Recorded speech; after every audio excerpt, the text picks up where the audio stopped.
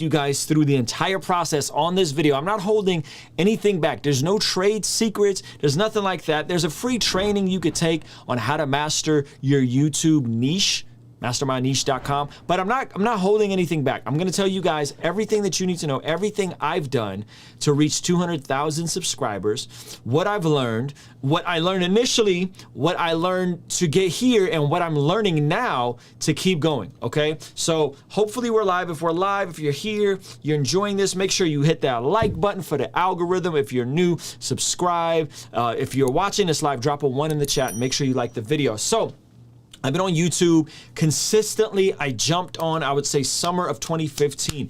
If you go and search up Ruslan, My Day as a Full-Time Rapper, you can see my very first vlog. I didn't do anything else besides that. That was when Casey Neistat got popping. That was the initial type of content I made. I then pivoted to more of a stand in front of the camera, do motivational type videos, and a podcast 2016, 2017, 2018, batch shooting videos, doing some vlog stuff. I would go to a show here, I'd go to a show there. 2018, I cracked 5,000 subscribers. I know this, it was August 2018 because I did a 5K run with my bum knee and you could see it. And that was an interesting time because I went to Grow with Video Live, Sean Cannell's Think Media first conference, the first one. I sat down with vidIQ. They told me, bro, we understand it's a novelty channel, but what you got to do is you got to do thumbnails. I started doing thumbnails. And then I unlocked, this is like the first level of my glow up, okay? The first level of my glow up, because I thought it was going to be vlog style. I thought it was going to be like, I'm a cool rapper giving you rapper advice because I've been a full-time rapper, so I'm going to tell you how to do it. But the very first thing that was the spark, and I didn't talk about this on any other video, is I got something called a video switcher. And this is important because this ties into consistency and automation. Just remember consistency and automation.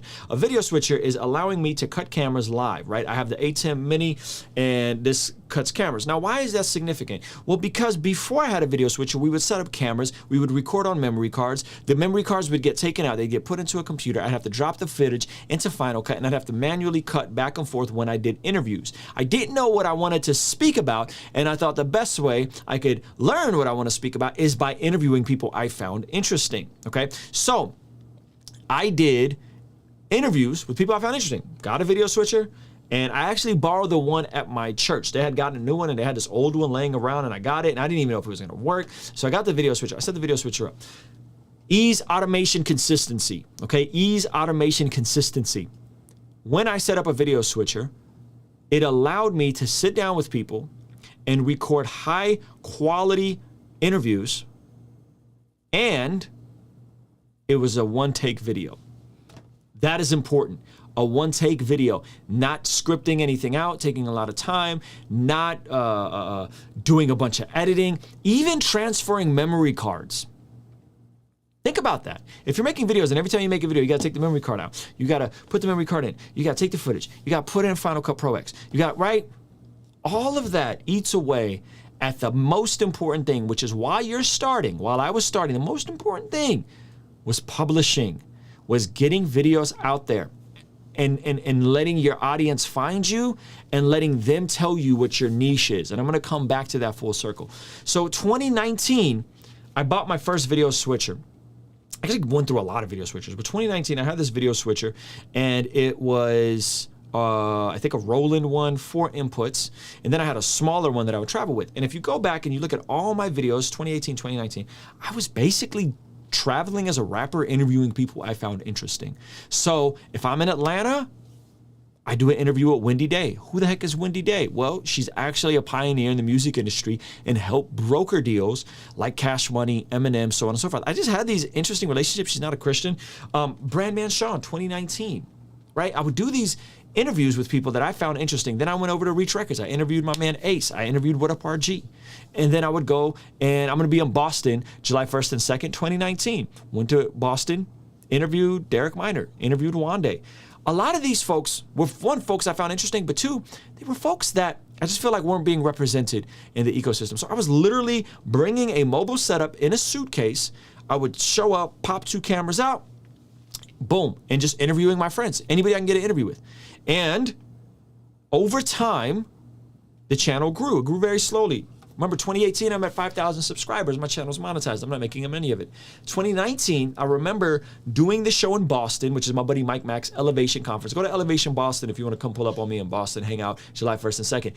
I'm at Mike Mack's conference. I drive 3 hours across to New York City, and I get with my buddy Rufat. Now, Rufat, he grew up as a Christian rapper, much like me, but he drifted from the faith. But we were good friends, and we are still good friends to this day. And this is like, I love this brother. And so Rufat and I would always have these beautiful conversations. And I said, you know what? I'm in Boston. I'm 3 hours away. Might as well. My flight was booked for the next day. I drive across through the night. I get to Times Square. I get a hotel. And I remember getting with Rufat, and I did one of my first videos that touched the algorithm. One of my first videos that touched the algorithm. And it was this whole like spring, summer where I did a bunch of videos. I'm gonna show them to you real quick. I don't know if I could go back because I just got so many videos, but if I show Ruslan, ex-Christian rapper.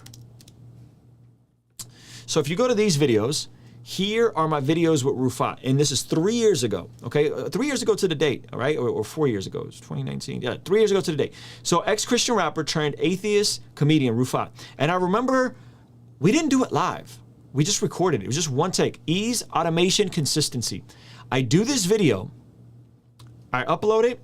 I wake up the next day and it has like 5,000 views and a gang of comments. I'd never seen a video do that well. Now it's still at only like 21,000 views, which is crazy. But it was the first time I searched the algorithm, and it was the first time I tied my faith into it. And I tied in an interesting conversation. So initially, I wasn't talking about my faith much. I was just having an interesting conversation. And then I remember having a conversation with Preston Perry and Joseph Solomon. Preston Perry looked out earlier, around the same time, gave me an interview very early on in the process. Preston Perry, Joseph Solomon gave me really good interviews. Boom, that touched the algorithm. So ease and automation, one take videos, not a ton of editing. Everywhere I'm going, A3C conference, South by Southwest, wherever I'm at, I got my setup. Boom, boom, cameras go. Ease and automation. Why? Having good conversation with anybody and everybody I could possibly have a conversation with. This grew my channel to about 10 to 15,000 subscribers going into 2020. When in 2020, something happened though. Y'all remember the lockdowns happened. Well, I couldn't travel. Your boy couldn't travel as much. So I had to pivot. And I had this idea. I remember riding with my buddy Conscience. He was out here, and I just did an interview with my buddy Tage, who owns a barbershop. And I would interview non-Christians, right? Which is like, oh my gosh, you're crazy interview, right? I just wanted to have good conversations, and I would always tie the gospel in. So I sit down with my buddy Tage, my buddy Conscience out here, and I remember thinking, he's like, yo, I think you could scale to YouTube. We were doing music reviews. I was doing conversations as often as I could, to the point where now, 2019, 2020, every day there's an upload. Every day there's an upload. And I was tempted to go multiple videos. Ease, consistency, automation. Remember those terms. I wanted to go multiple, and folks were like, nah, you gonna oversaturate, right? That's what people always do. You gonna oversaturate. So I sit down and I tell Conscience, I said, yo, I'm gonna do this format where I discovered that you can go live on YouTube, and YouTube has a YouTube editor, which means, remember, I don't like having to edit video. I don't like having to move memory cards. I don't like opening up Final Cut. I want to make dope videos, and I want to get them out there as quickly as possible. So I said, I'm going to use the YouTube editor. I'm going to go live. I'm going to chop the videos into individual clips, and I'm going for frequency, leaning into what I feel comfortable talking about, and continuing talking to people that I find interesting. So when everything locked down, I doubled down. When everything locked down, I doubled down, and I said, I'm going for it. And I remember doing a video, and it was a Nick Cannon video, and I touched the algorithm, and it was like 15,000 views. I was like, whoa, there's like something here. And it was in the midst of like 4 or 5 other streams. And I said, YouTube will promote live streams. Live streams are easier to do. At the same time, I'm discovering Pastor Mike Winger, and he's using the live format. I'm like, okay, this is interesting. So the difference was, though, ease and automation. I said, you know what? I'm going to do something that I haven't seen done yet. I'm going to permanently mount all my cameras where I never have to set up a camera ever again when I'm going live. Everything is permanently mounted. And so I took my camera at the time, which is a 7D Mark II, bang, mounted it in between 2 iMacs, and there was a camera, and it was permanently there. And then I added another one on a slider, and then I added another one. And I had the same idea of 3 cameras set up, permanently mounted, all set up in a dedicated Mac Mini computer so that I can go from idea to execution as quickly as possible. And I was making thumbnails right inside of OBS. I literally would have my little font template and I would jump in and make thumbnails. And the key though was I'm only talking about stuff I know, that I'm an expert on. I'm only talking about to people I find interesting, and it's all on the back of consistency, ease, and automation in a live format. I'm not spending a ton of time scripting videos. I'm not spending a ton of time prepping for videos. I'm trying to touch the algorithm and see what works. And I did, I don't know, I got 1,400 uploads, fam. 1,400 uploads. By the time my channel finally started touching the algorithm regularly, it was the end of 2020, and I had gotten a cool interview with KB and Marcus Rogers in the same week. If you look up here, you can see here's the KV interview. And I knew because I had a relationship with KB, I can get him to talk about stuff that he wasn't going to talk about. So this is KB Gets Real on why he left Reach Records, Vision for Christian Hip Hop. I had enough rapport with KB that he was going to talk about that. That video did 93,000 views. I also got an interview with Marcus Rogers because he did the Trump prophecy things, and I think he felt like I was going to call him out after Trump didn't get elected, and so I had like a 2-hour conversation with Marcus Rogers. My channel is about maybe 20,000 subscribers. So this conversation, I don't even know where the full one is. But it was this right here, this part two. It was a 2-hour conversation with Marcus Rogers in the same week as KB. And I saw that people enjoyed the faith-based content. They enjoyed me talking about God. They enjoyed me talking about Jesus. So I said, I'm okay. Like, I didn't think to talk. I was just going to have interesting conversations with people I like, just talk about what I was doing, like politically agnostic stuff, some commentary on like political issues. I said, okay, well, what am I more qualified to speak on than my faith? I've been following Jesus for, at the time, 18 years. I've done Bible studies. These are the things we've been talking about for years. Secular music, the Illuminati, the Bible, right? We've been talking about this stuff forever. I could do this stuff in my sleep. So I started leaning in. I think I did a video of like Lecrae versus Marcus Rogers. I'm anchoring stuff that people care about, the dialogue that's going on. I remember Lecrae shouted me out in a video. I'll show you guys this video where like it opens. I think Lecrae was like, everybody asking me what do I think about Ruslan, blah, blah, blah, blah, blah. And I was like, all right, well, I'm going to lean into that. And Lecrae was the only one that wouldn't do an interview with me when I would go to Reach Records. And so I anchored it with Marcus Rogers and Lecrae, and I just did a Bible study on why Christians disagree sometimes. And it was like a 45-minute video. And that hit. And then I look up, and I'm like, yo, and Zach has been with me on and off since like 2018. He used to live here, 2016, end of 2016, early 2017. And I remember looking up at my AdSense and I was like, yo, this joint is at $5,000 a month. Remember, I'm living off of music money. I'm debt-free, my overhead is nothing. I'm still making money off my albums. I'm still making money off of other stuff. And I look, my Patreon doubled. My subscribers doubled in a week. I went from like 15,000 to 30,000 subscribers and 40,000 subscribers. In January, I remember January 2020, what year is it? 2022, January 2021, I was at 40,000 subscribers. And so I look up, I'm at $5,000 in AdSense. My Patreon doubles. My subscribers are doubling. And I'm like, yo, like, I want to pay Zach a livable wage. Like, what would it take to get him to come work with me? So I kind of like just show screenshots of like the growth. And he's just like, yo, this is crazy. And then he just felt like the Lord wanted him to move away from being an independent contractor. I reinvested a lot of what I made back in. And it was all built on a couple different ideas. One, ease and automation. Ease and automation. Two, talk about what you know, not what you think you know. Talk about what you know that you get rewarded for talking about. My faith was the thing I knew best because it was my faith, and I made all kinds of mistakes and probably upset a lot of people in the process. I was able to make a lot of it.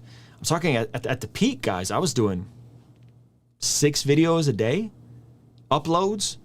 Sometimes I'd do 2 interviews in a day, boom, boom, boom, boom, boom, chop those up right inside the YouTube editor, hit save as, real simple thumbnails. And so 1,000 uploads, 1,000 uploads. From 2017 to 2020, 1,000 uploads. And that just kept growing my channel, the frequency, and the last part of it was talk about what you know, but overlap it with what people care about. I call that disruptive value. If I just want to talk about what I want to talk about, that's cool, but is YouTube going to work it? Are people searching for it? If you talk about what people care about, then you lean into your expertise. You lean into what other people are thinking about and searching for and what their interests are. And then you do it in a way where it's anchored on automation, ease, and consistency, because the camera's always here. This camera never comes down. These computers never get moved. These lights never get moved. I never have to set up anything. Do you understand how much time it took me to set up? Do you understand how much time it took me to transfer memory cards, transfer files, chop up the video, hit export, right? A lot of time. And I cut all that out. And I leaned into ease of automation, what I know to talk about, and I just, from when, I don't know when I started doing multi-uploads, but probably at about 30,000 subscribers. Like when that KB Marcus Rogers thing hit, I just went crazy. And so from 30,000 to about 120,000 subscribers, I just did multiple uploads a day, tying in current events, things that people cared about, into what I knew I could talk about in a way that was mass scale. Create as much as you can. Don't have to think about it too hard, because a lot of this is already your wheelhouse. And so scriptures would come to me like that. I wouldn't have to think about it super deep. I'm not a Mike Winger where I can do like an hour-long Bible study, and Mike Winger spends a lot more time prepping. I'm not even a Kurt Kennedy. Kurt Kennedy did a video, brilliant today, that he did a Bible study on, and I was like, how long did it take you to prep for that? And he was like, oh, not very long. Some guys, they could do those types of content. I don't do like hour-long Bible studies. I could do hour-long things about my opinion, right? This video is 16 minutes already. I feel like we're just warming up. So hear me. Automation, ease of creation, consistency. What do you know? What do you live? What doesn't require a ton of prep? What do people care about? I know you care about said thing, but the people care about it? In a niche that was growing and was proven to be successful, because I just saw Mike Winger do 150,000 subs the time he was at 150,000 subs. I got on Pajama Craze at 40,000, and all of a sudden he's at 100,000. And I'm like, wow. And then all of a sudden I'm like, yo, this community is actually popping. Like, I remember submitting to a Mike Winger review stream, and I was like, yo, this man knows who I am. Mike Winger. And I remember doing a video, you can look it up, like Ruslan, Mike Winger. I'm like, Mike Winger knows who I am, guys. Right? So like, then like the community is cool, and everyone, it's not like rap. Rap is mad toxic. Everybody got their pseudo ego. You know what I'm saying? It's like, bro, this is cool. Like, even folks I disagree with are friendly. Like, even Marcus Rogers is friendly. Like, what? Bryson Gray. Like, these guys don't like me, but they're friendly. Like, this is so weird. And I discovered that there's this other world of content.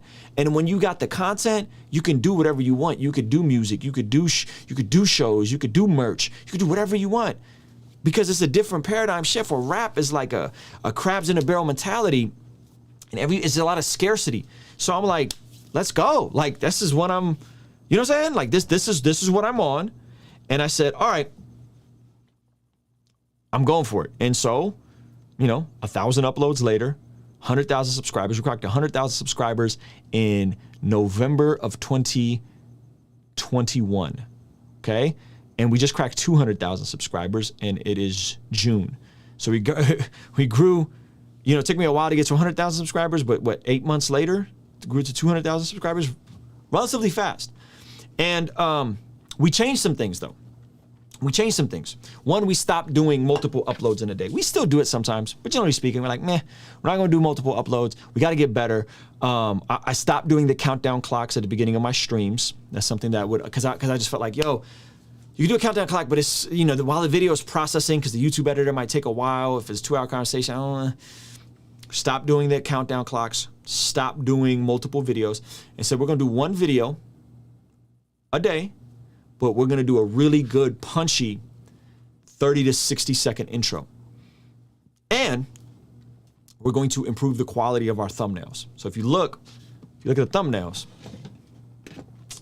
are kind of cheeks, right? They're kind of Joe Rogan. Sorry, let me go back. So if you go back, you'll see a measurable metric and a measurable difference of our thumbnails right around here. They're already getting better, and this is where Zach is really like going hard. 6 months ago, we're like thumbnails You know, we're starting to crush thumbnails. This is the old style kind of. We're starting to do like cutouts here. So thumbnails and then intros. Intros, real punchy, 30-second intros of stuff that I care about, and let me double down on stuff that I care about, because I want to make sure that I'm still making the videos that I want to make. So you see a change here with the thumbnails and then the intros. Now, two things happen. One, the intros just, you know, they got better. And because they got better, the retention went up. And because they got better, the retention went up. So therefore, they started touching the algorithm in a different way. Because remember, people were clicking in, there was a countdown clock. Sometimes the opening 30 seconds weren't punchy. Now we're pre-editing the intros, and we're really, really trying to make them punchy. And the first thing we knew we needed to improve was our click-through rates. Now we're going to talk about some bare bones, what analytics matter. If I'm starting out, hear me. After I got my camera permanently mounted, after I got my lights permanently mounted, after I'm done trying to make videos the old way, after I'm away and I'm into automation and I'm into consistency, okay? What metrics am I looking at first? Number one, click-through rate on thumbnails. You gotta step your thumbnails up. Faces, expressions, something interesting, no more than 3 or 4 words, really make good thumbnails. Two, the next metric, don't worry about completion rate, don't worry about fancy editing. The next important metric is how many people keep watching at 30 seconds. How many people keep watching at 60 seconds? Those two metrics are by far wildly important. So the thumbnail, the packaging, the title of the video, and then the first 30 to 60 seconds. Now, maybe you don't have the time to make a crazy edit and all that kind of stuff. Cool. Script out the first 30 to 60 seconds. Create some tension. Create some curiosity. Ask unanswered questions. Tease out what you're going to say in the stream later in the stream. So those metrics, we adjusted at 100,000 subscribers. Now, what happened? We started getting compliments from our thumbnails, and whenever other YouTubers are complimenting on your thumbnails, you know you're doing something right, right? So again, massive jump in the quality of thumbnails, right? And then we said, okay, we're gonna do these intros. So here you see them improve, you see them improve, you see them improve, and then where was like that jump? Like that big jump was probably, this is around New Year's Eve, so this is my birthday stream. We did all these streams on my birthday. Right, and then it was like a big jump. We had Alan Parr on. Let's see. I think it was like around here, we started really getting some good traction, and Zach really started saucing it up right here, right in this timeline. I feel like this Hillsong Exposed docuseries, you guys can't see it, the thumbnails popped off. And then right after this, immediately after this, we added these intros, and I think it was around the Verdict video, the Verdict cringe pastor rap video. Started adding those intros because I said, I want to make the intros, and I want to make sure my tone is right, and I want to make sure I'm not coming off ranty. We use Photoshop for our thumbnails, so nothing crazy, just Photoshop. And there's a tutorial that we added to the Master YouTube Live course that I just did. We just updated the thumbnails tutorial. So 30 seconds, 60 seconds, jumping in, pre-edited videos. Now, here is the thing about that. One, to make the video more interesting. Because if I can pull you in for that 30, 60 seconds, you're more like 30, 60 seconds, you're more likely to stick around. Our watch time went up. All these things increased. But what happened next was we started taking those videos and we started to take them. Oh my goodness, these trolls. This is how you know we touching the algorithm. Smash that like button because we got the bots showing up trying to sell us box. If you're watching the replay of this, you're like, what is this man talking about? Smash the like button, help this go up the algorithm, all right? Make sure you're subscribed to the channel.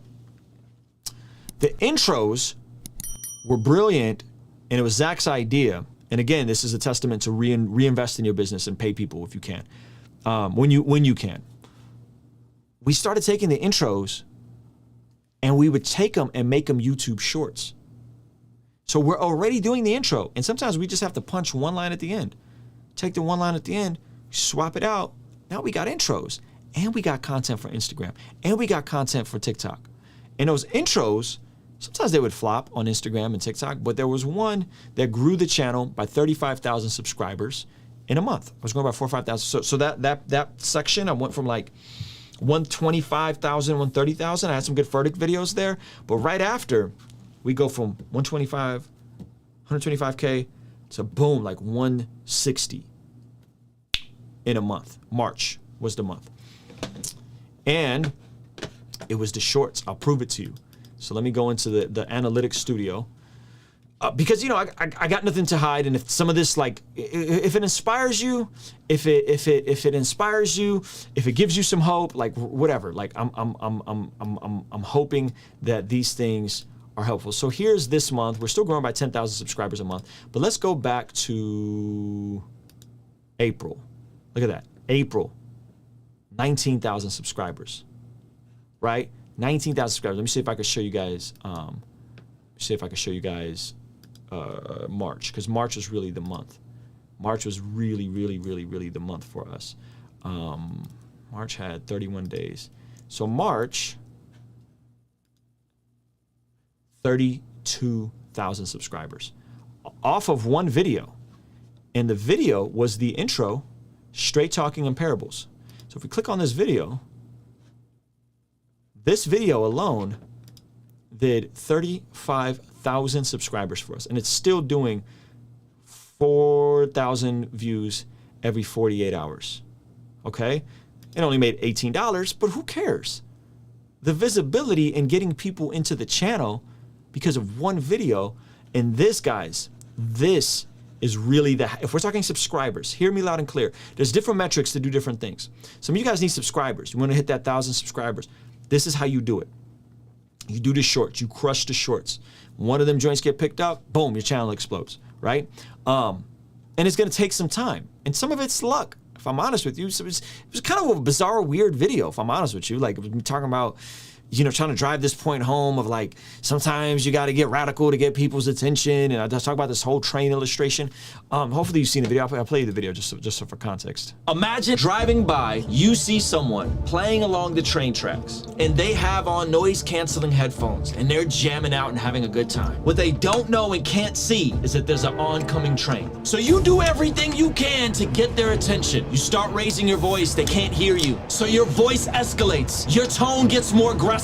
You start sprinting towards them, yelling at them to get out of the way. And some people that don't have a full scope of what's going on are confused by your tone and your aggression. They don't understand why you would raise your voice at someone who seemingly seems to be having such an innocent and good time. Others downplay the situation and say, oh, it's fine. He'll know the train when it's close enough. Why are you being so disgruntled and loud? Why are you making such a big scene? You must want attention, don't you? Sometimes you have to be okay with being confused as loud, annoying, obnoxious, attention-seeking to get somebody's attention that may really need your help.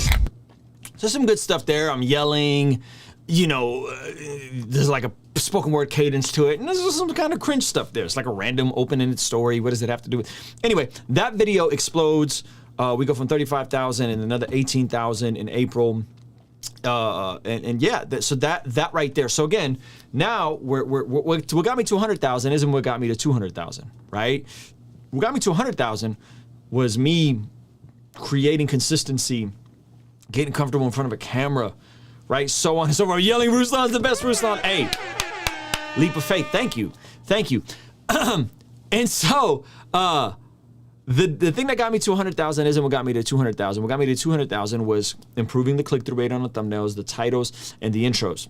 Now, what happened was, in all of this, I'm still like, I know I'm talking about Jesus, and I might do a couple videos talking about celebrity, and I'm like, I don't want to be a heresy hunter channel. I don't want to, what I really want to talk about is like financial literacy and how to improve your life situation and how to, you know, live your life in a way that blesses God. That's really what I want to talk about, but it's not what I was talking about. And so what did I do? I'm like, okay, well, whenever I feel like I'm in a rut, not numbers wise, our numbers have been great, but when I'm in a rut creatively, I say, okay, I'm in a rut creatively, I need to do something disruptive. And something disruptive can mean go on a trip. Sometimes something disruptive sometimes meant like we would go on tour and we would travel and we would go see places and I would drive through the night and I get in and something, when I do something disruptive, the brain would just unlock, right? I don't know if anybody knows what I'm talking about. Something would just unlock. So I went to Sean Cannell's conference and I promoted the conference.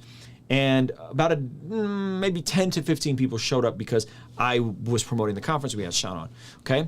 So I went to the conference and something happened. The conference started with me walking in, like, man, I really want to talk about financial literacy more. I really want to talk about this. And I walk in and I see Anthony O'Neill. Now, Anthony O'Neill, his wife, his sister and my wife are close friends, his beliefs brother-in-law. We start talking and he's just like, yo, it's going well. We got 5 full team members. We're doing X amount of revenue. Blah, blah, blah, blah. I'm like, yo, he's talking about money. He was working with Dave Ramsey, financial literacy. Like this dude got he's talking about what I want to talk about. But at the same time, I'm like, gosh, I'm looking at the analytics. I'm like, man, I'm getting twice the views as him. He has twice the amount of subscribers as me, but he's making like 4 times what I want to make. And I want to make money because I want to create economic opportunity for people. I want to get my family into a bigger home. We live in an 800 square foot apartment. I'm not going to act like money doesn't matter. Money matters, right? For us. We're going to get into a bigger house. Like there's 5 of us in an 800 square foot home, which is like, we're great. God's good. We're content. But we want to buy a home. We want to do some cool stuff. Long story short, that initial day, sit behind him, we hit it off. Encouraged, but discouraged. And then the rest of the conference, something interesting happened. And this is what I mean by disrupting your patterns and routines, is I kept meeting people that found value from my content. And I had them I listened to them tell me what my channel was about. And there were some wild encounters. I talked to one gentleman who, Ray Rock, was with me, and he saw someone kind of staring away from the opposite side of the room. And, Ray's always on high alert. Ray's Andy Minio's DJ. And Ray's kind of on high alert. So he's like, so it's like me, Trey Van Camp, Harrison Family Vlogs, someone there from Theos U I just met. Who else is there? And we're just there. It's like the end of the night thing. I just got Ray from the airport. We had some great steak. Sitting there, and his brother comes up to me after Ray went and got him, and Ray like engaged him to make sure he was safe, And he's like, yo, and he just starts crying. He's like, I don't want to waste your time. And I was like, what do you? Time, like it's good, like what's up, we're here. Ray's like, you got to hear a story. Long story short, this dude opens up to me and he goes, man, I was on staff 14 years at my father-in-law's church. I left after very messy, just a messy transition. My wife got fired by her dad, and he said your videos are the reason why I'm holding on to my faith. He said, and I'm holding on by a thread. Like he watching your videos and it's your videos that's keeping me in Christ.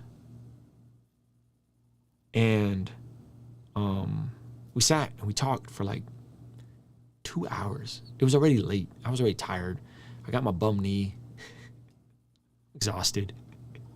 We talked to this dude till like past midnight. It was already 10 o'clock. And I met more people.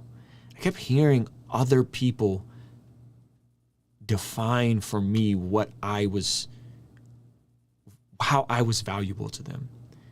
And at the end of the conference, I talked to Patrick Bet-David. Love that dude. My man Sauce is there.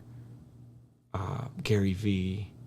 Anthony O'Neill, the brother that opened up he goes up right before Gary V crushes, preaches the gospel, shares his testimony. It's crazy. I'm like, yo, they preaching the gospel right before Gary V is gonna go on. Like, this is amazing. Like look what we can do. But I was so affirmed in my mission and vision after hearing other people tell me what my content meant to them. And I walked in thinking, I want to talk about financial literacy more. I want to talk about living a more flourishing life. I want to talk about, and I walked away, and I don't know if it was the Lord. I feel like it was the Lord, but it was like, yo, what I'm doing is so much more broader than just trying to get people to live obedient lives as Christians and crush it in their finances, crush it in manhood. What I'm doing could potentially be helping change the way people view Christianity on YouTube. That being a thought leader is way broader than talking about financial literacy, and it's way more important than just what so what happened was I walked out extremely encouraged. Gary Vee said he's down to do an interview, Patrick Bet-David, all these dudes. Sean Cano is just like pouring into me, man. This is the thing with proximity. With people that are next up. See, like the Gary Vee thing wasn't Gary Vee today. It was Gary Vee 7 years ago. And I just reached out. Patrick Bet-David, I got sauces to homie. You know what I mean? And so when there's proximity, when there's opportunities to come see people learn, build relationship, oftentimes it's you build those relationships on the come up, right? And I'm not saying like I came up like Gary Vee, but there was rapport and having proximity is so key. But having proximity and in-person interaction with the people who are watching your content can often help you define your niche for you. You see, because we want to do the mission statement and the 4 points and da-da-da. But I just created. It was consistent. It was automated. I did over 1,000 uploads. And it wasn't until I was at 185,000 subscribers where I was like, oh, wow, Lord, this is so much bigger. This is so much more important. This is so much better. And I walked away from that. Very encouraged. I walked away from that very inspired. I walked away from that with a renewed focus, a renewed vision. And I knew that what got me from 100,000 to 200,000, which is where we're at now, and what's going to get us to 300,000, 400,000, a million. Again, it's gonna be something different. But the foundational principles are still the same. The foundational principles, just like lifting weights, right? Like everybody wants to or diet or whatever. Everybody wants to reinvent the wheel.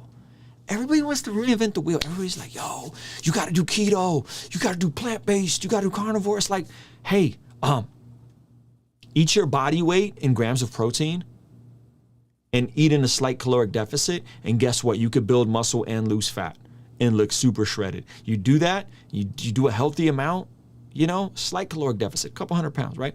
It's the foundational, it's the principle. It's the same stuff folks have been doing forever. If you want to get strong, do compound lifts. Master the bench press, master the squat, master the deadlift, master the pull-up. Master those 4 things, eat in a slight caloric deficit, eat your ideal body weight in grams of protein. Boom, there's the blueprint. By the way, it's been the same for the last 150 years of strength training. Folks want to reinvent the wheel. And so with YouTube, everybody's trying to reinvent the wheel, but if you want to be a thought leader, if you want to be someone that speaks on issues, the pathway is consistency. The pathway is speak about what you know about. The pathway is care about what other people care about. Lean into your expertise, and it's different for everybody. I'll give you an example. Alex Hormozi was there. Alex Hormozi, $150 million in revenue. He's going to create content different than me. One, the value that he has to offer the marketplace, because he runs a business at $150 million a year, and he has like $50-60 million liquid cash. This isn't one of those, I'm a billionaire guy. Like, this dude's running a real business. His content strategy is absolutely different. Why? Because he has the cash flow and he has the life experience, so he doesn't have to make videos about news trending topics. He could just pay somebody, and he does. He came out. They pay $40,000 a month for him and his wife's entire team. And somebody does the consistency for them. Someone does the uploading for them. Someone creates for them. Someone edits for them. It's a different process, but the foundation is the same. And what does he do? Well, he's probably one of one on YouTube who runs a $150 million real business and has 50 million, 60 million liquid cash in his bank account, not in his business account, in his bank account. So what does he do?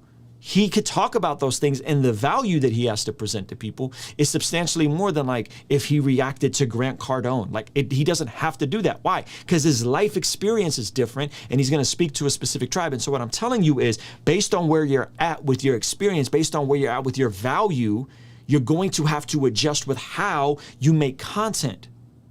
You may not need to do as many trend hacking and tying into current events if you're walking around naturally at 9% body fat. You want to do a fitness channel and you run $1 million business, so you can make content a different way. But if you're starting out from the mud like I am, and the only thing I'd really accomplished was I was a full-time independent entrepreneur making $100,000 a year, right? If you're doing it that way, you're gonna have to care about what other people care about. You have to care about what other people care about. And if you don't believe, go look at Lecrae's videos. Lecrae's, I mean, we joke around. We're like, yo, Lecrae's like watching our content, trying to like implement something. But it's covering the same topics. This is Lecrae, million subscribers, right? He has a ton of value to offer. So what do you have to understand that what is your unique value proposition to the marketplace? And if you don't have that much value to offer, fine, tie in things they care about and leverage the things they care about into your content and into your content strategy and into how you title your videos. And it just becomes an easy way to click in and make it authentic to you. And so that's what we do. That's what we recommend. Consistency, quality, what is your expertise, automation. You don't have to think about it. Use the live format. You don't have to edit. You don't have to use the live format. I just like the live format, right? And then you look at what are the main metrics, that first 30 seconds, the title of the video, and the thumbnail of the video. Boom, we just simplified it for you. So as you're examining your journey, that's why we got the free niche training for the Master My Niche. Go to mastermyniche.com. It's pinned up here, pinned up in the comment. Go there, do the workshop, do the work, get some brainstorming going of like, how can you make stuff that is interesting? What are you passionate about? What do you like? What are you good at? Right? And lean into those things, right? And that's how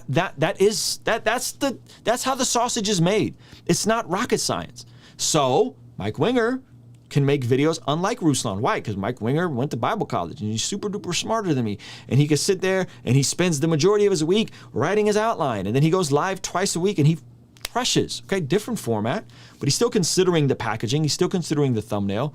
He has a different expertise than I do, right? So consider what your expertise are, consider what people care about, consider what's trending, consider what you could speak into, make a lot of content, make it in a way where you don't have to think about creating, you're really just turning on the camera and talking, and make the turning on the camera talking as quickly as possible. So like my entire setup, like I have it on switchers. We have the studio tours, you guys could check those out, but like I got my speakers on one switch, so I just turned off my speakers. You guys wanna see really cool? Watch this. This says studio lights.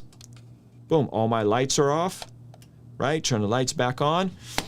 Everything is automated for me, so I can literally walk in and within 5 minutes of walking in, I could be streaming live on YouTube. I could be streaming live on YouTube. And if I'm streaming live on YouTube, I'm creating and I'm publishing. And if it bombs, and there's a lot of videos that have bombed. I mean, I got a video right now, like my favorite video right now on my YouTube right now has relatively bombed. I'll show it to you guys. Just so you guys think that's like, it's not all W's. You know what I'm saying? Sometimes you gotta take chances, okay? And we're not giving up on this video. Right here it is. Preparing for job loss or market crash. I think this is one of the most beneficial videos I made.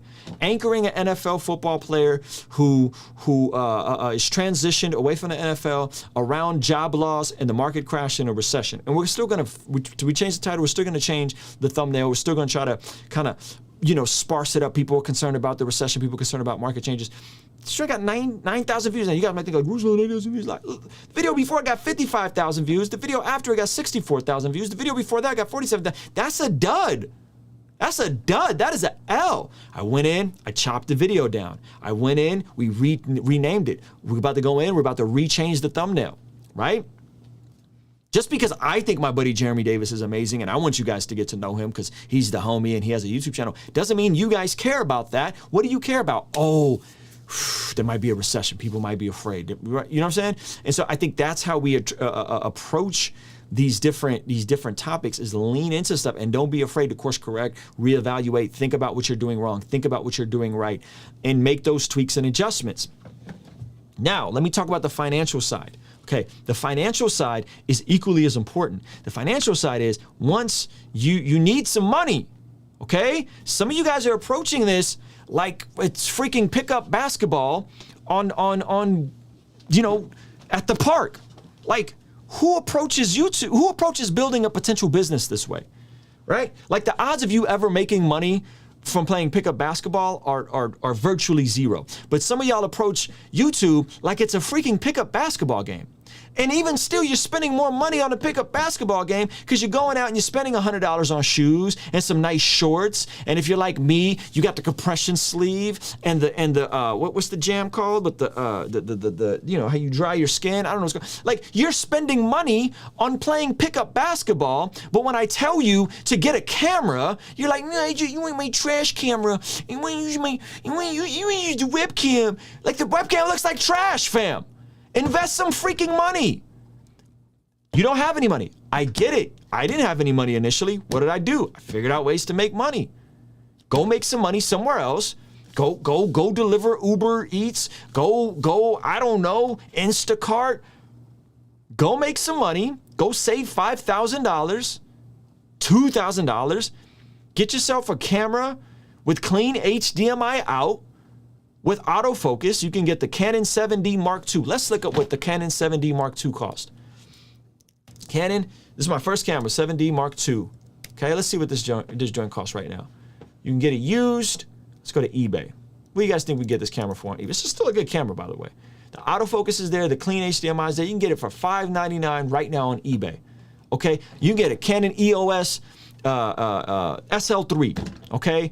Under $500. Get yourself a 24 millimeter lens, 2.8. You got a little bokeh going. Get yourself some lights. You know, a Mac Mini computer, a couple screens. You get in there for under $2,000. Set it all up. Stop tinkering with it. Get it right. Add a second, third, fourth camera later. You don't need it all for now. Start with an investment and make it so that you like it, so that you turn it on and you go, oh, this looks dope. I like how this looks. This makes me want to create. One of the reasons I jumped over from OBS to Ecamm Live, let me see if I can show you guys Ecamm Live, is just literally because I like how it looked. Like, I just liked how it looked. Because OBS just didn't look good. Let me show you guys how Ecamm Live look. Can you guys turn on live demo mode? Let me see. Can you guys see turn on? Why can't I see this? It's on preview mode. Okay, it's not letting me do it. Anyway, I'm trying to show you guys how you can. I literally changed something over just because I liked how it looked. I was willing to pay more money to invest in my software because it just made me feel more creative when I opened it up, right? So I think there's something to like, yo, invest a little bit of money, $2,000, $3,000, right? Get a Rodecaster Pro. You'll love your audio more, right? Okay, you guys can see it now. Okay, wait a minute. Can you guys see it now? What are you guys seeing? I'm so confused. Let's go back. Are we in live demo mode still?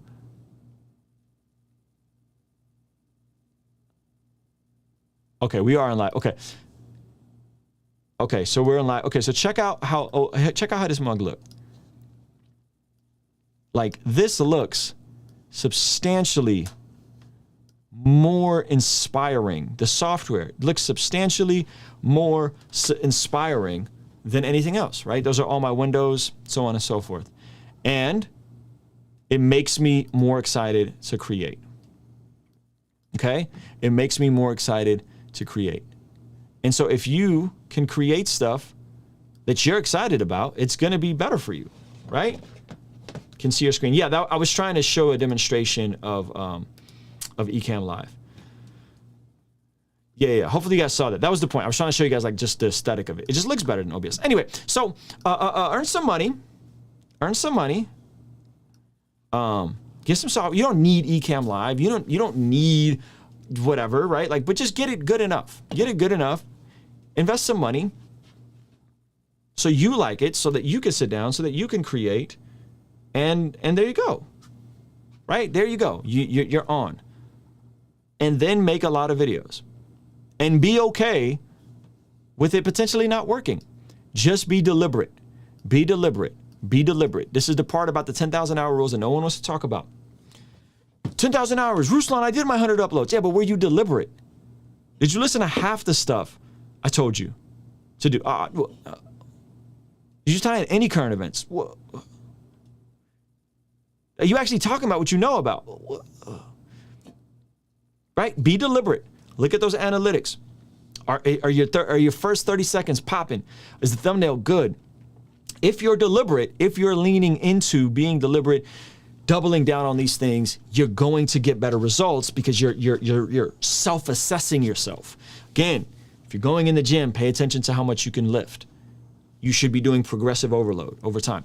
And you create a system to make a lot of videos. This channel, this new channel, I'm going live once a week, right? And I'm just making a video for every day. Hopefully the goal is to do a video every day here. I might really turn it up. If I have time to just script out my intros, I might do 2-3 videos a day just to show you that the concept works. I'm going to do this again on our church's channel. We're going to do a podcast there. Same idea, right? And so when you lean into the automation and you're willing to invest and you're willing to talk about stuff that people actually care about, not just what you think they want to care about, you're going to do better overall on the trajectory of your YouTube journey. And you might have to pivot and switch niches. I did. You might have to pivot and switch formats. I did, right? But you have to be willing to reinvest. Now at this level, we're constantly reinvesting. First of all, I just want to make sure Zach is taken care of. As an employee, I do okay. I don't take home as much money as I could. Why? Because we're reinvesting into the team, constantly reinvesting in the team, constantly reinvesting into making micro tweaks. But I'm also very privileged in that, like, this channel, the AdSense on the main channel generates over 6 figures, just the AdSense alone, plus the Patreon, right? So I'm very, very, very, very, very, very blessed, but it's not like raining money. Like we're trying to launch a podcast. I'm like, Dad, we need 3 cameras at $1,000. It's not just going to magically come from anywhere. I got to figure out a way to get that. So we're, casting the vision on the main channel. People are donating super chats. It's amazing. But yeah, so we're doing stuff all the time to reinvest in the quality of it. We got I pulled the trigger on the Jeremy Davis, the lens I used in a Jeremy Davis video, very expensive lens on a very expensive camera. Why? So that when we go to Boston, I could shoot more interviews again. I could make them better. They could be handheld. They could feel different. We just invested into new audio. We're always reinvesting, so keep reinvesting. Don't be afraid to reinvest with access to mentors. Patrick Bet-David just did a great video on mentors, and mentors you don't always gotta like pay for coaching or pay for consultants. Like I'm saying, like figure out a way you can add value to somebody, and a lot of times you could just build relationship and get poured into that way. And we do that. Like there's a lot of y'all I met on Patreon that like I consider y'all the homie now. Like Truth That Talks is in here. I consider him the homie, right? We text, right? And he can ask questions if he needs anything from me.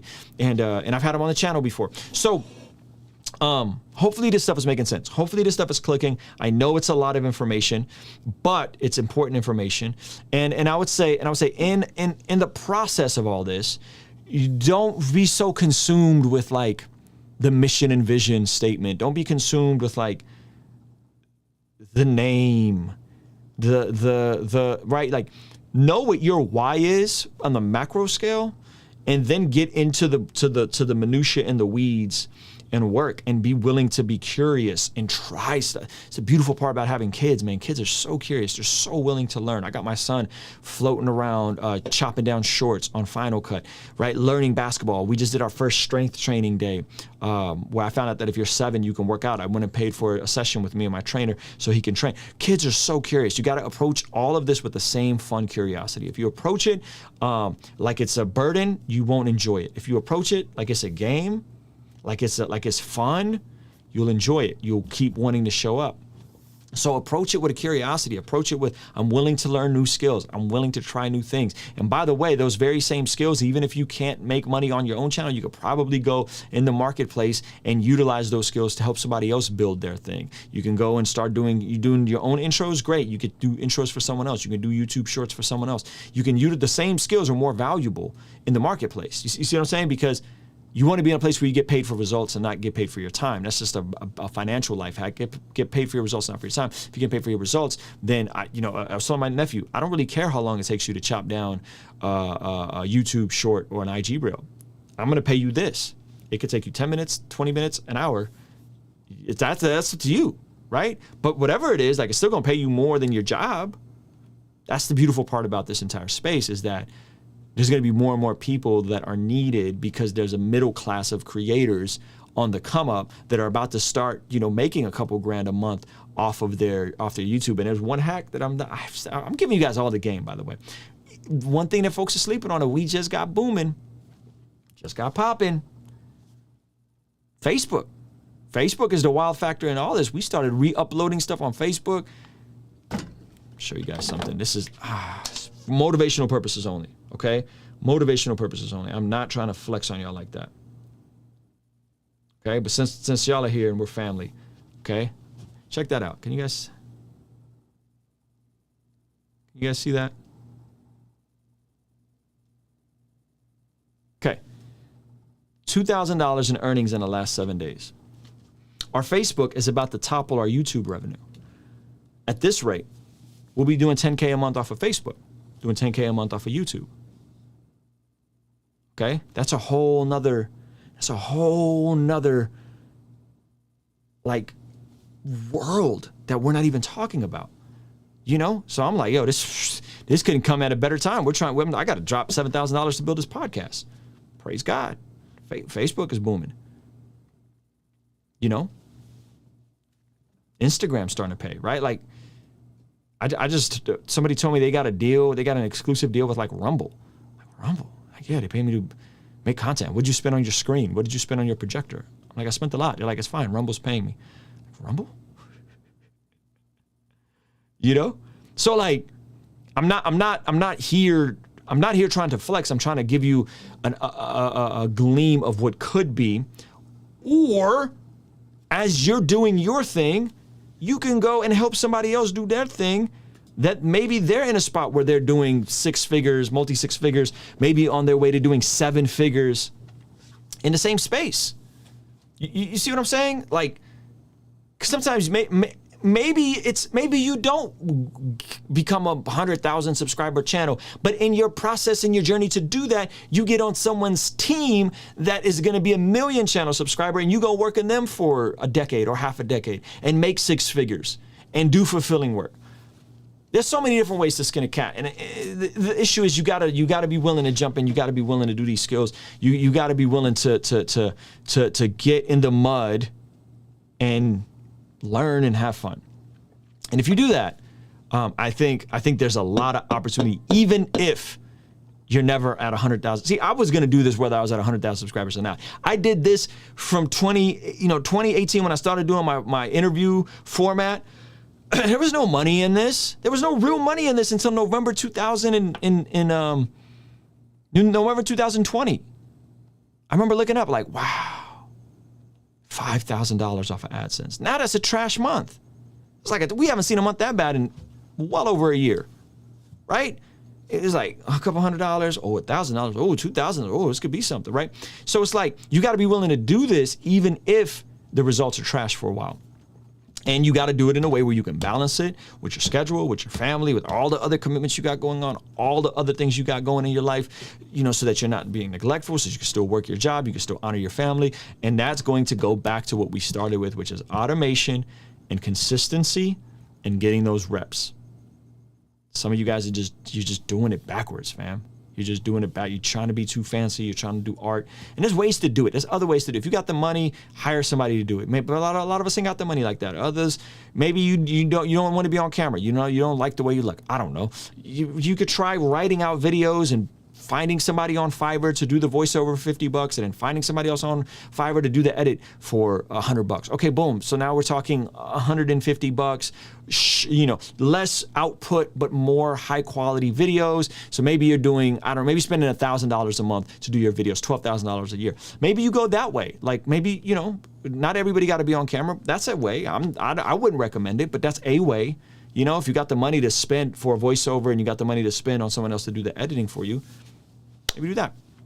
I'm going to tell you guys what worked for me. What worked for me was going live. What worked for me was content consistency and ease of use and publishing as frequently as possible, finding my voice. And now I have a vision. I know what it's going to take to get to 1 million subscribers. I know the pathway, and probably adjust, and I probably feel different about some of this stuff 6 months from now. It's okay though.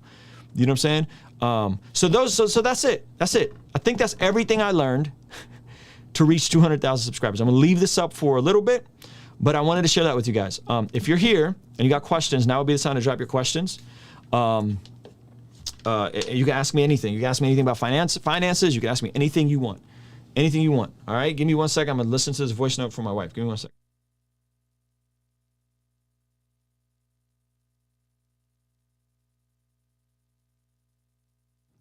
All right. Just making sure. I thought I had to make some shirts tonight, but I don't. Praise God.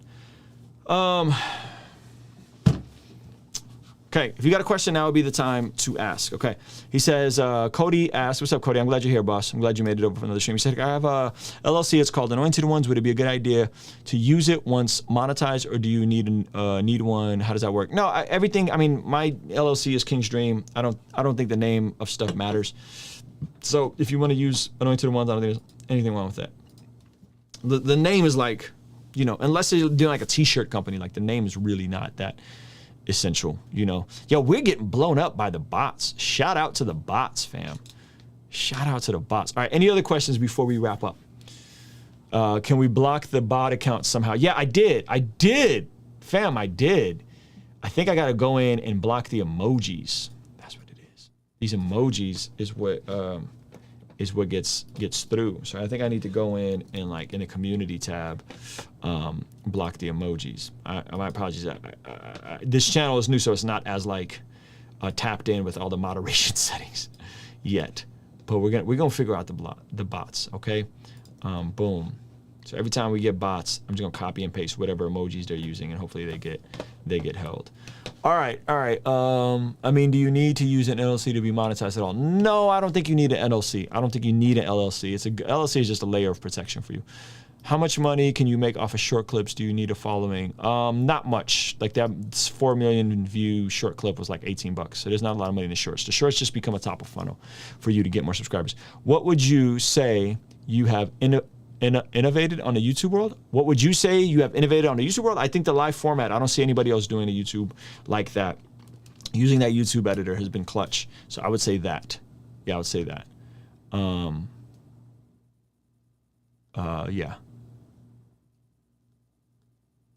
That's the thing, they keep creating accounts. How do you differentiate a monetized Christian business and a ministry? That's a great question, Jasmine. That's a great question. So I think a ministry, in my opinion, would fall under a nonprofit. I think a nonprofit, you know, 501c3 where you can collect donations and people get a write off of that. I would position it that way. Now, I do think that there is ways where we run online ministries, and even churches have LLC arms that aren't ministries. So like if a church is putting out music, they're not running that under a nonprofit. Usually that's a LLC arm owned by the nonprofit. So I think there's a way to do ministry and minister without it necessarily needing to be a nonprofit. How do you differentiate that? It just depends on what your philosophy of ministry is, right? People tell me all the time, you need to start a nonprofit. You need to take the advantages of the tax benefits. You need to do this, you need to do that. I'm like, well, maybe I will, maybe I won't. I'm not feeling like I need to go and do all these different things, right? I think sometimes the issue with ministry is that we associate poverty and being poor with ministry. And I just take the total opposite extreme. Like, I think my pastor deserves a raise. I think every pastor I know deserves a raise. You know, so even if we dug in and say, yo, ministry, most people are gonna say ministry, and they're like, well, you can't make any money off ministry. Ruslan, you make too much money off ministry. And that's where it gets wonky, right? And so we are a LLC, right? If people wanna make donations, you know what I do? I tell them to go make a donation to a ministry, like an actual nonprofit that I'm gonna partner with and do an event on. We're gonna do a big outreach event on. At the Oceanside Pier. So far, we haven't had anybody be like, yo, we're gonna give you $5,000. Can we get a nonprofit? You know, the live format, can you use in other niches, like maybe gaming, for an example? You can, it would just depend. Does Ecamm offer a free service? I'm not sure. That's a great question though. Let's see. I know they offer a trial, but if you like OBS and you don't wanna spend money, Ecamm's not gonna do anything different than OBS. Free trial. I think they just offer a free trial.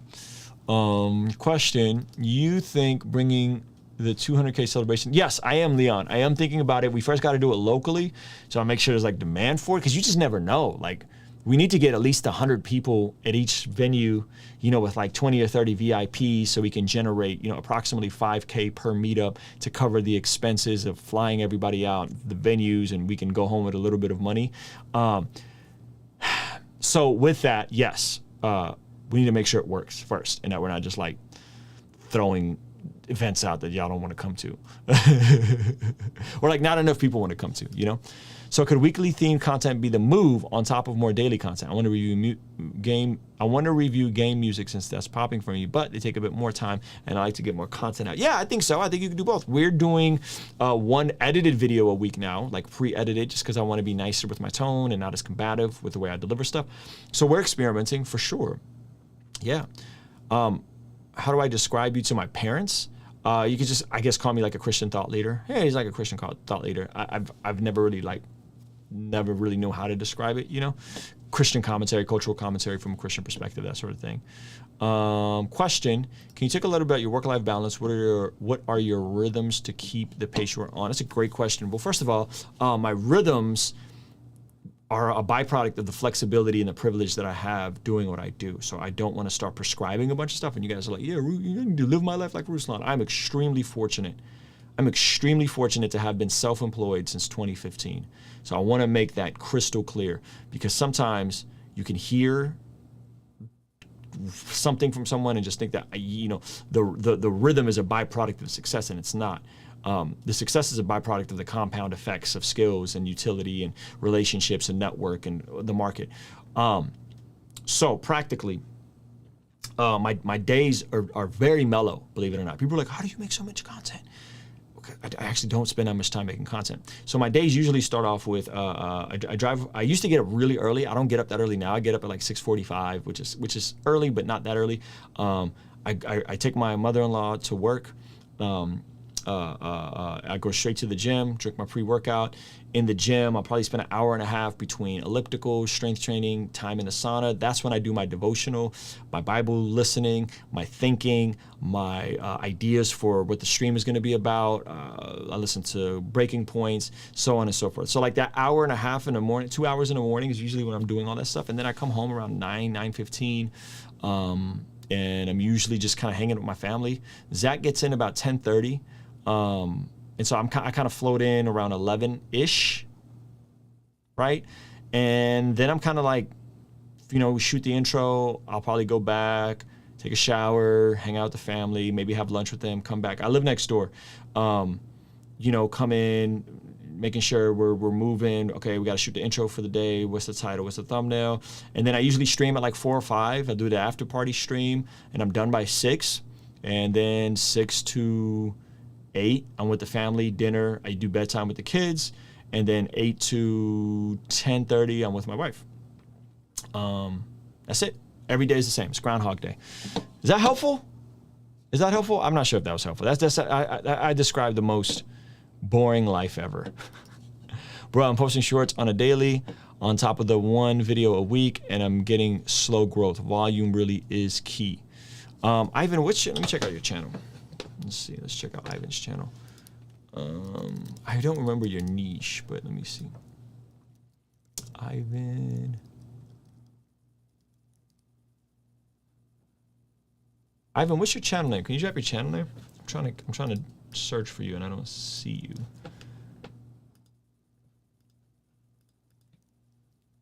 Yeah, it is slow growth, man. It is slow growth, and sometimes the stuff you might be interested in, it just may not be what people are interested in. That's also like a reality, you know? So yeah, that's also just real, you know? What advice do you have for couples to make a YouTube channel? Wow, that's a great question. Couples. Lean into your, 100 Fantasy Football League. Okay, hold on. Lean into your area of life expertise. Make it as easy as possible. And know that there is a lot out there in terms of... See, Ivan, I would say for starters, brother, I'm having trouble just finding your channel. Okay, so you're at 81,000 subscribers. Your thumbnails are solid. You do a lot of shorts. So it looks like you got traction on your shorts. I mean, your shorts are performing at 10x the rate. That's Ivan's channel real quick, guys. You're getting 200-300 views per short, and you get like 84 views, all right, per video. And you've been going for 1 year. You have, how many uploads do you have? Yeah, I mean, you only have like 20 videos. So let's like watch one of your latest videos.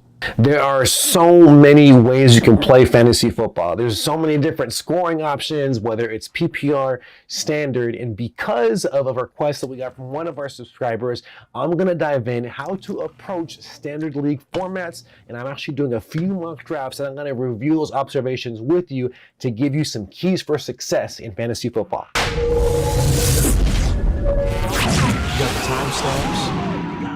What's up, guys? If we're meeting for the first time, my name is Ivan Herrera, and the mission of this channel is to bring purposeful community to fantasy football that'll help you win your leagues. Before we get this video started, you know it's time for another. So just quick critique, Ivan, in the first 40 seconds, you do an intro and you do, you cast the vision of the channel, which is fine.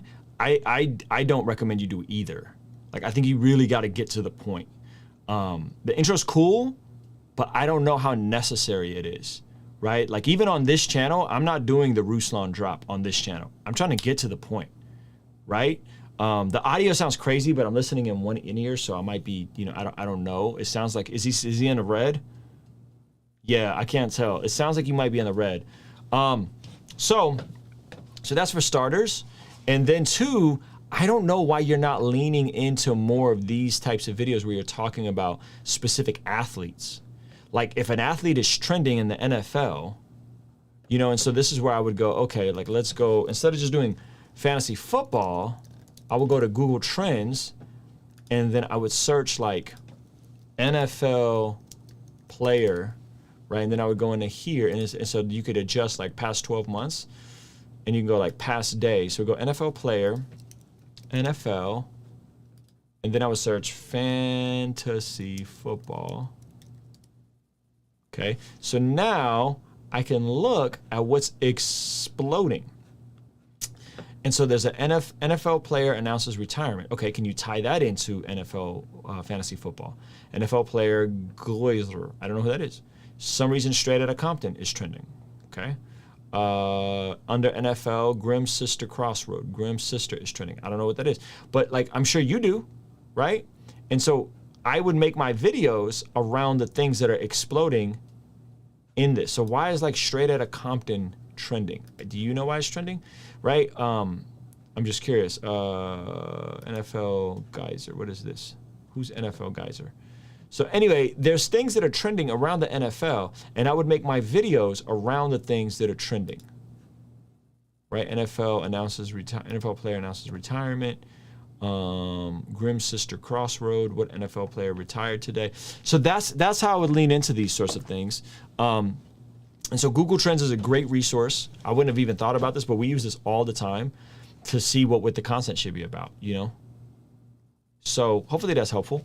Hope in future Bible study. Hey, Ruslan, Hannah here. Omar from Think Media introduced your channel to us, just discovered your YouTube masterclass videos, just sharing.